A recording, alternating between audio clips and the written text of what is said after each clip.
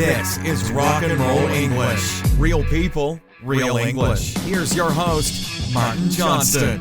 Hello everyone and welcome to another episode of Rock and Roll English. Episode number 174, baby. Oh yeah. And in today's episode we have something different. That's right, we are changing things up. I've said it once and I'll say it again. Variety is the spice of life. Anyway, so we have Cara from Leo Listening today. And Cara is somewhat of a listening expert, as you can imagine from Leo Listening. And another piece of exciting news before I tell you anything else is this podcast is also available in video format for today. You can watch a video of this interview. I thought that was exciting, but I don't know what your definition of exciting is. So if you would like to watch a video of this interview, go to youtube.com/rockandrollenglish and you will find it there. And you will also see me completely embarrass myself at the end of the interview by saying something stupid. So it's just a normal day for me. One thing that I should mention as well is because we recorded this in a different way and because it is actually a video, the audio isn't as good as what you're probably used to on this podcast. So again, maybe that's a good idea to go and watch the video. But don't worry, next week we will be back to normal with normal audio. Anyway, so yes, going back to Cara, I met her in Berlin and I was very impressed at how she focuses so deeply on helping people with their listening skills and even more precisely, helping people watch films without subtitles. That's what we all want, isn't it? We all want to watch those films and actually understand the jokes, especially. I watched a film in Italian the other day. A few jokes kind of went over my head. So went over my head, I didn't understand them. Anyway, Cara has a free guide on her website about how to understand films without subtitles. So go and check that out at leolistening.com, but the link will be on the website. And yes, it is free. Anyway, here is the interview. We talk about lots of other stuff, but instead of telling you what we talk about, just have a listen. And obviously there is no rock and roll vocabulary this week. That will be next week. So just have a break, sit down, relax, maybe even watch the video on YouTube. Just relax, okay? I will talk to you all again at the end. Happy listening. So, hello, Cara, and welcome to Rock and Roll English. Hi, Martin. You know what? I've literally just thought how lucky you are because you are the first person ever to be interviewed on Rock and Roll English with video. How does that make you feel? Oh, I feel so, I feel like I should give an Oscar speech, but I feel so grateful and I feel so privileged and I feel so blessed. Yeah, that's really exciting. Well, I think it's always better, isn't it, when people can see your face? Well, this is what I often say. I do a podcast because I have a face for the radio. So it's better people can't see my face. That's generally what I tell the listeners. That's why I started it. Never mind. So I met Cara in Berlin at the Language Influencers Summit. And Cara has a blog called Leo Listening. That is a very small introduction. So why don't you fill in the gaps and tell us something about you, why you started the blog? Oh, yeah, there's so much to tell, isn't there? So, okay, well, I guess we can talk about the fact that, yeah, the blog is called Leo Listening because my name is Cara Leopold. Mm-hmm. And Leopold is you can confirm this. Have you ever met another British person called Leopold? I don't think so, no. I don't. Okay, so it's a very unusual name in the UK. But I think it's quite a cool name, so I wanted to find a way to put Leo, or some part of my name in the name of the blog. You want it to be your name. You don't want to use someone else's name, do you? Exactly. Yeah, exactly. So, well, criteria, my name, and make it sound. I really like alliteration. So this is when you have two words that start with the same letter. Yeah. So yeah, obviously Leo starts with an L. Yeah. Yeah, so I had to pick an area of English that alliterated. Nice. Alliterated, is that a word? I don't know. Let's say it's a word. Okay, It definitely so sounds like one. yeah, so Leo listening is what I came up with. Which is, it's not such a smart idea because, like, obviously I teach English and I don't have English in the title, and that is definitely not so good. But oh well, never mind. As I told you, I've got a grammatical mistake in the name of my podcast, so at least it's grammatically correct. It is. I think it is grammatically correct. I suppose the only other thing, and I know this now, is like when you create your website, if you type in like two separate words, it puts a hyphen. So that's Right.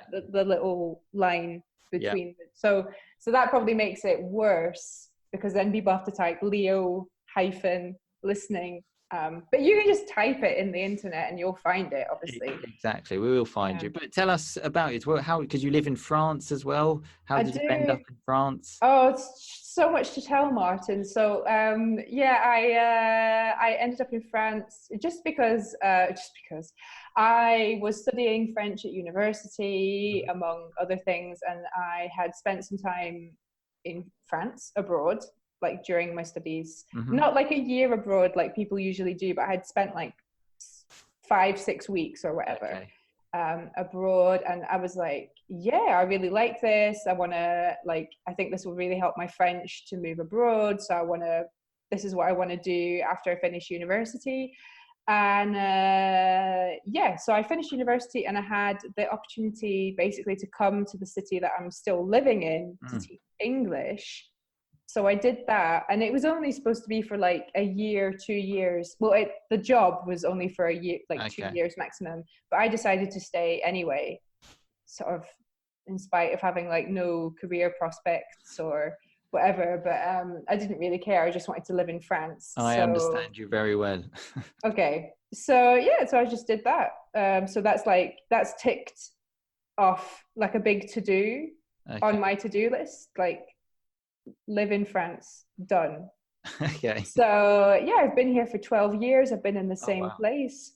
Yeah, because like in Berlin, we met there was like some digital nomad types, who've like lived in all different countries. And I'm just like, I've been in the same place for 12 years. It's like not even a famous place, but I like living here. So, Exactly. That's all that counts. You use some nice rock and roll vocabulary there when you said digital nomad. So they're people that work all around the world, just get their computer out and that's where they work for that day.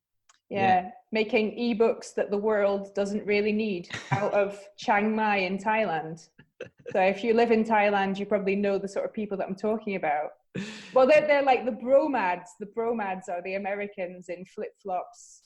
I didn't even know that term, the bromads. Bromads. It's a sort of like kind of the Americans who are just there to like chat up the women and live on the cheap in Thailand. Oh, nice. Yeah. So you're obviously teaching English. Well, you still are, but now you do it online with Leo Listening. So tell us, what is Leo Listening? Tell us all about it. So it's a website all about listening.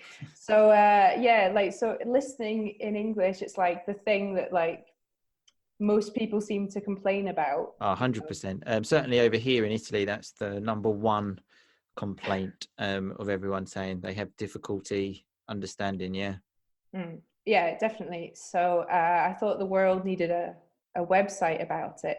Well, actually, like it just came out of like a student needing help with it, and then that kind of sent me down the rabbit hole of getting interested in how to teach it properly, because you can teach it, and there's absolutely. I often think this sometimes. In fact, I went to a seminar recently how they said that often in English classrooms they don't teach it, they just almost test it. You just have a listening exercise, and then there's some questions, and that's it. But you're not actually teaching it about how like these listening skills. How do you actually like learn them? How do you improve it? Because it tends to come down to like you have to do these crappy exercises in class. I know I used to do them. I didn't know any better before I started like researching this. So I would be like, A, B, or C. What did you get? Oh, well, you're wrong. Why? None of that. better luck next time. Yeah. Too bad, you got it wrong. Move on. And then the other thing that you hear from teachers is like, oh, we'll just listen to loads of English. Yeah. But it's not necessarily very helpful either. So so what's your advice? What do you give? What advice do you give students then? Oh, good question. Well, there's a few things. I guess there's a few things. So I would say, well, what I think really helps is if you can, is to listen to something that comes with a text. Sure. Because that's like automatic learning for you. If you can listen to something and then check back with a text, you can kind of see, so this is what I'm missing, or this is what's actually going on. Sure. Rock and Roll English family members, by the way, get a transcript for each episode. So just there you go. Saying. Yeah. Just saying, you know what you're talking about, Martin, if you're giving them a transcript. So there's no marketing there, okay? I'm just mentioning that people do get a transcript. That's it. Just purely factual. Exactly, that's it. So so that definitely helps. And maybe being a bit more strategic about what you actually listen to. So most people, they want to be able to understand the people that they talk to in real life. Always helps. So like, I've worked with people who like travel a lot, or they want to move to an English speaking country. So like, obviously the priority is, survive day-to-day stuff. Well, not just survive, but actually like thrive. So actually like talk to native speakers, integrate into the new society. Because I think ultimately like that's what we're kind of perfecting our languages for, is we want to be accepted and to belong. Sure, yeah. I certainly took a long time to do that in Italy. I love that phrase though. That could be your phrase. I don't know if that is. Not just to survive, but thrive. I think I probably took that from somewhere, but so in that sense, what was I talking about? Resources. So like, I see it all the time. People who, and this is why you should talk to a listening teacher and not just any random teacher on the internet, is that, I'll see people like recommending TED Talks, and I honestly don't understand. The thing I think is happening is people are like, well, the TED Talk has a transcript, so we should recommend TED Talks. And for me, this is backwards thinking. So you should be thinking about, working backwards from, okay, who or what do I want to understand? And then finding, and then listening to more of that. Okay.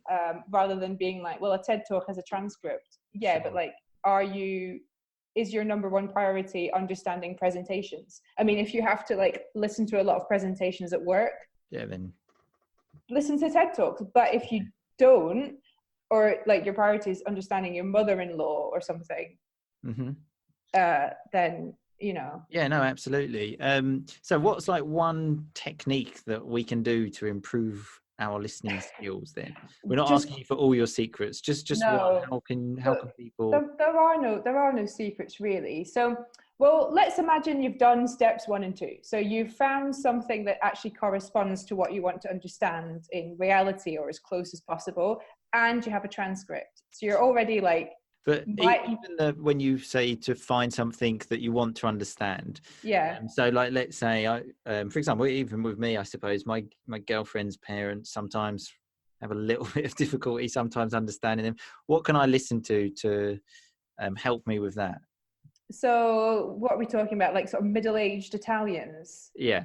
So probably like are there some like sort of soap opera type series on Italian TV? Yeah, that's great advice to really target what your goal is. Don't mess about with Italian TED Talks. Honestly, Martin, you'd be wasting your time, and Sure. Okay, perfect. So we've got steps 1 and 2 now then. So you've got the thing, so like, well, let's take, for example, TV series and movies. This is what I work with a lot because I really like watching them. And the good thing about TV series and movies is you get an instant transcript because you've got the subtitles. Sure. Or you can even just like Google, for most series or movies, well, for English, I don't know about other languages, you can kind of just like Google script plus the name of the movie, and you can get the whole script for free. This is the magic of the.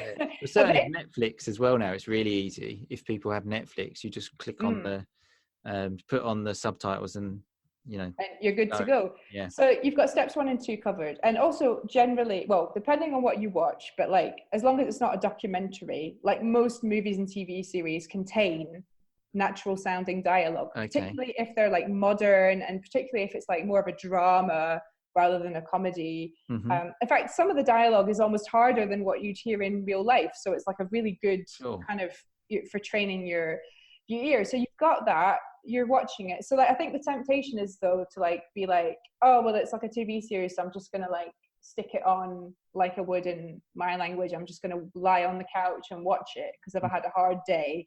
But what you can sort of challenge yourself to do just now and again is if you've got like a bit of paper or something near you, you can just stop it when it's a bit tricky and listen to it a few times and kind of write out what you hear. Right? Just almost play like a dictation. Yeah, like a little dictation. Just play around with it, right? And and don't go crazy, because sometimes I see people doing dictations like, I transcribed the entire episode of Game of Thrones or whatever, and I'm just like, Jesus, have you got no life? Like, you don't need to try. Even like a minute of speech takes a long time. 100%. In fact, when I tell people to transcribe some of the podcasts, I say like 30 seconds. Yeah, not even. You can even start smaller. You can take like 10 seconds. Like with 10 seconds of dialogue, I can teach people like the main features of connected speech that make English difficult to understand. Oh wow! Like, I just need 10 or so seconds. Like usually it's always the same problems that come up. It's always the same words that are difficult. So, you could just pick any small section that you find tricky. And then because you've got your subtitles, you've got an instant correction. Well, it can't tell you everything, but it's a start. You can start to see, okay, so I missed this. Why did I miss this? I misheard that. Oh, that's a word I know. So it just gives you some insight, and you don't get that insight if you're just listening to stuff and you're just kind of like, you don't know. I often say to students how there's a difference between sort of passive study and active study. I don't necessarily think, passive study is bad and like don't do it, obviously, to continue, but to have a mix, you want to be doing some of both. Exactly. Yeah, because you could easily like listen to you on the podcast, like you say, because we just interviewed each other before, but like you were saying about like people listening to your podcast on public transport, that's probably not the time that you're going to be like, get your books out and writing stuff down, because you're maybe like standing up, hanging onto the rail. But obviously you could just listen to it and enjoy it, and then you can go back and you can do something a bit more active with it. Sure, exactly. And given how important it is to get repetition in language learning, like coming back to the same thing from like different angles is a great way to like repeat something without it being like totally boring. Like it's a great idea. So language learning, you said you've lived in France for 12 years. Speak French. What were the sort of main difficulties you had? What helped you the most?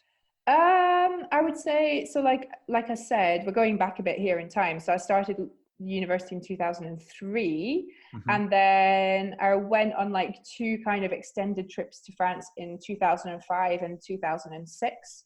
So like that really showed me the importance of like immersion and how being in the environment can really accelerate your level. So I was like, when I got back home, I was like, okay, I need to create an immersion environment. I was going to say an inversion environment, an immersion environment for myself. So then I just went crazy trying to get as much French input as possible, because even though I was studying it at university, you can probably imagine that it's not very useful what you actually learn at university, like for like day-to-day life.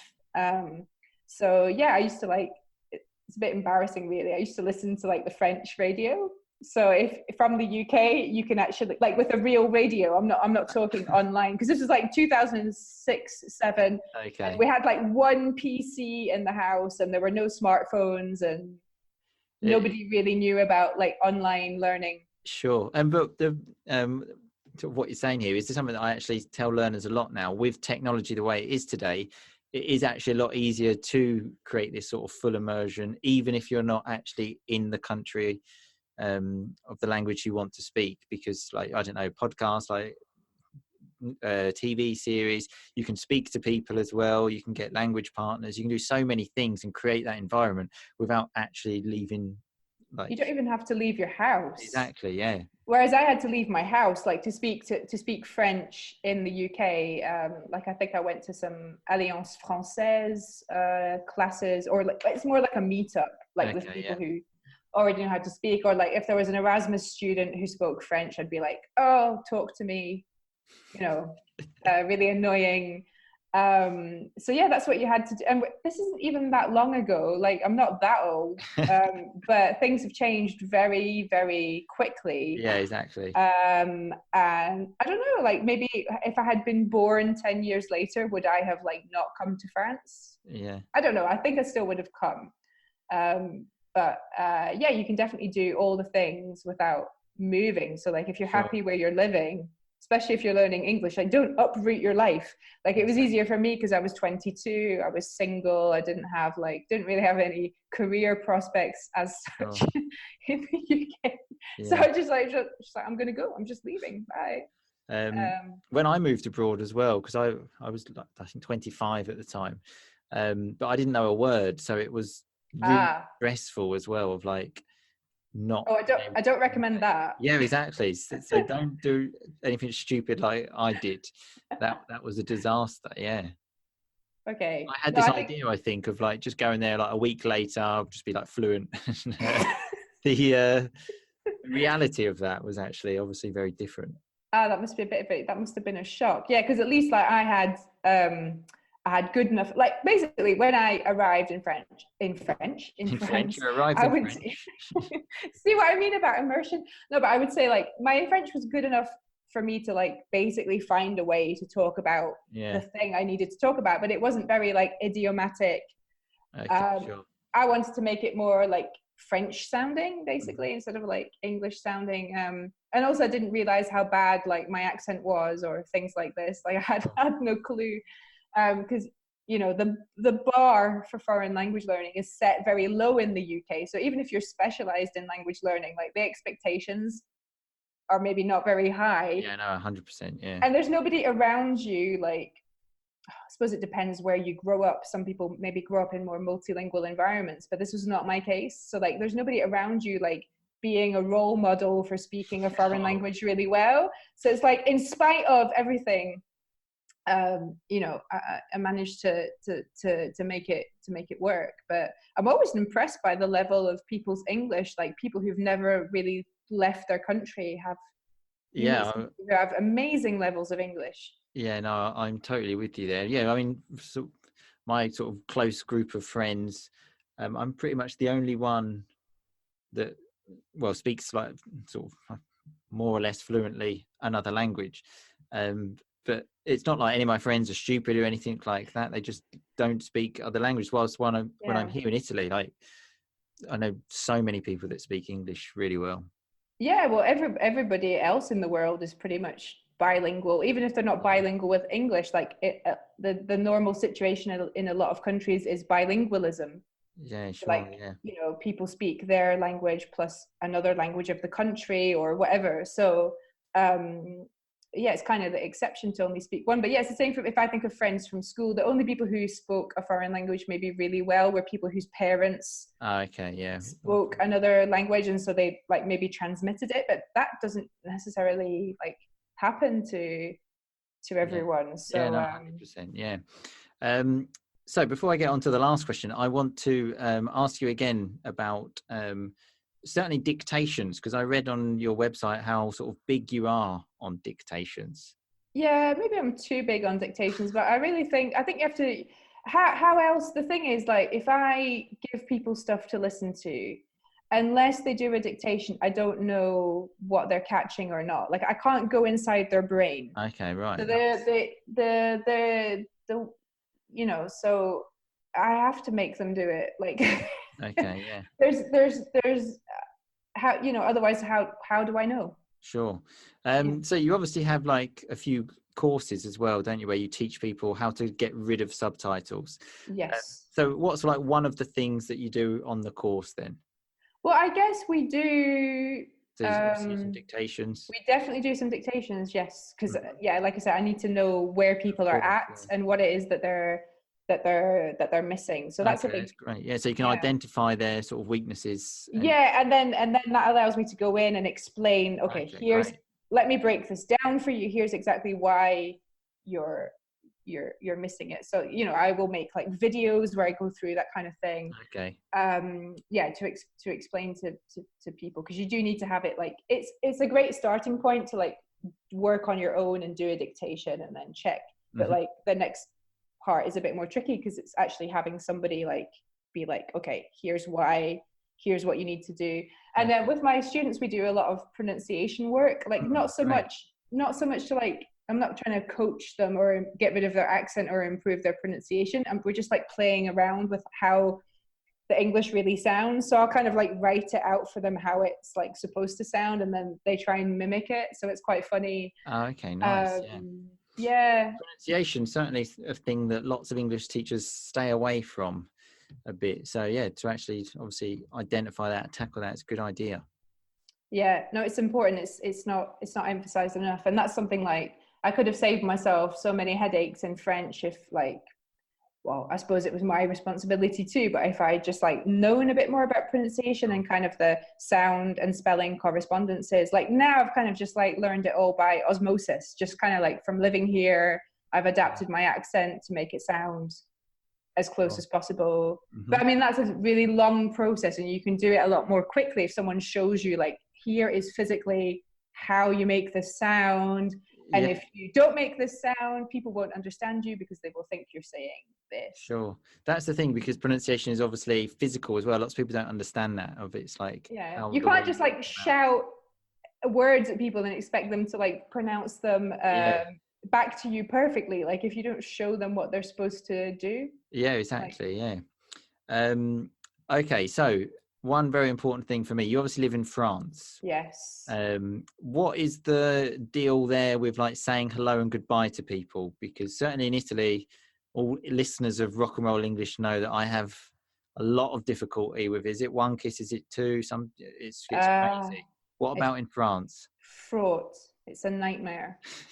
It's just, where we live, so we're in the east of France, about an hour from Switzerland. Switzerland, that's another story. But yeah, here where we are, we just do two. I just do two. That's fine. Well, what I find is because I wear glasses, like I usually almost take the other person's eye out with the edge of my glass. So some people who wear glasses, like they take their glasses off, but I can't be bothered. Really? I just, and they really go in. Well, thing is, you're not kissing, are you? You're just like putting your cheek on another person's cheek and making a kissing noise, like. Anyway, but there are definitely like French people who don't like doing it. Because I was with a friend this weekend, and we kissed to say goodbye, and she's like, I'll kiss you because I like you, but she really doesn't like because earlier that day she had been at her dad's birthday party and she didn't kiss her dad bye, and she doesn't like her dad. Then she likes you more than she likes her dad. She was like, we just never do that with my dad, and I know that she doesn't like that, and she is a French person. Yeah. So some French people like, they don't really like, but some of them really go for it. Like they slap their cheek against your cheek and they do a big kissing noise. It's slightly in Switzerland. Is it maybe 3? Yeah, certainly in the north of Italy as well. I know it's 3 in some places. I had a couple of listeners tell me it's 3 the other day. Wow. 3 is just, it has to be an even number at least. Yeah, odd number is weird. It's always a bit awkward, like if you don't know which side to go. That's the other thing, isn't it? It's a nightmare. Do you have that awkward moment as well? Like, do I know this person well enough now to give them a kiss? That's usually fairly clear. Like if it's a friendly context, then you can pretty much, it's fine. I think unless it's like work, because at work it's all about shaking hands. You have to shake hands all the time, every time you see somebody, and you have to say hello. And it's just really silly. It's like a Monty Python sketch for people who know. Although I must say, I've noticed in the UK as well now, I don't know the rules. I've always said all countries should have like a document where it's clear of the way you have to say hello and goodbye to people, because otherwise it's just it's just a minefield, and it's just it is really difficult. Actually, yeah, thinking about that when we were in Berlin, like I said hello to Ollie Richards on the second day, and we did like a French kiss. I have no idea what a French kiss, no, that's something else. We did like the kiss on the cheeks, and then afterwards I was like, why did we just do that? Like, why? I've noticed as well, some people, I had with a girl I know from home fairly recently, I thought she was coming for a kiss, so I sort of gave her a kiss, but she was just coming for a hug, and I was like, oh God. Awkward. But people do sometimes kiss you in the UK, like maybe like close family members or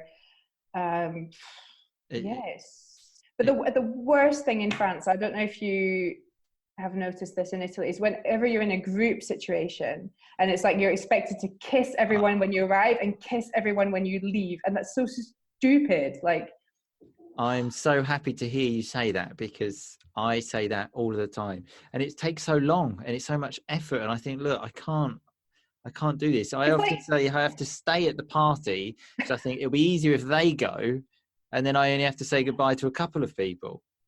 Exactly. No, this is so stupid. Like, you've got to kiss 26 people before you can leave. It's like, okay, I want to leave in half an hour, so I better start kissing people now, or I'm gonna like miss my bus, or that I don't get. Like, find a better system, or exactly. Well, it's so great to know that other people are suffering like me with these things. I'm not alone. I'm not alone in this. But even like I say, even some French people, they're like, they don't really like it, but they kind of like They have to do it anyway. So like, many people are suffering. We should start a revolution against this. We can fight it. We can fight it. So anyway, Cara, where can people find out more about you? All over the internet. Well, not actually all over the internet. On the dark web, on the normal internet. No, they can go to leolistening.com. So listening.com. So that's my website. There's a blog.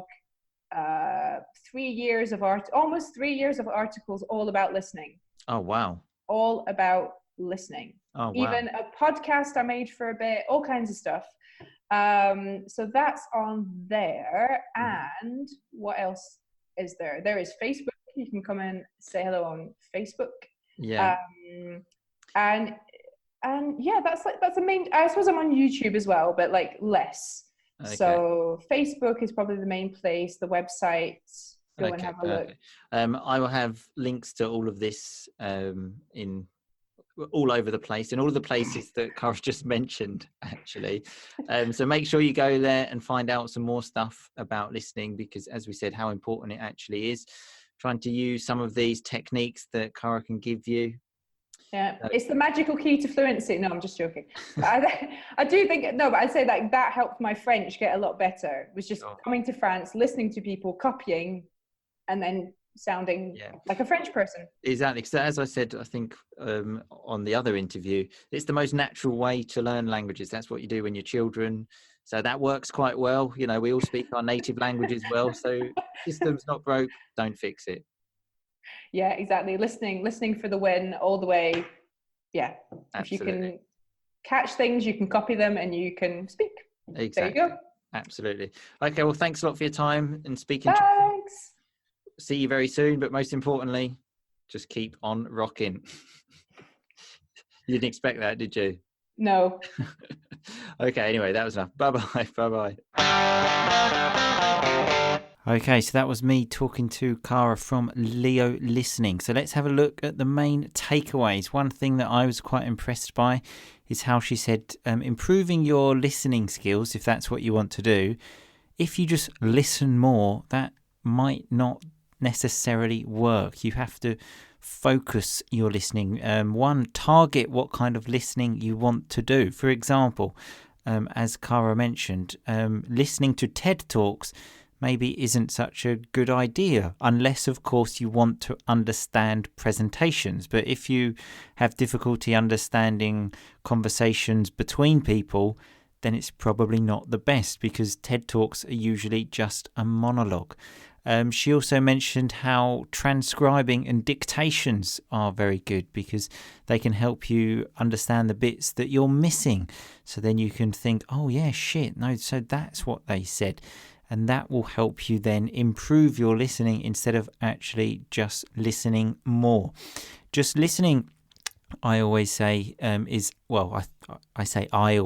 stole this from someone, is passive study. But if you want to do some active study, then you need to do something. And these kind of activities of transcribing and things like this is active study.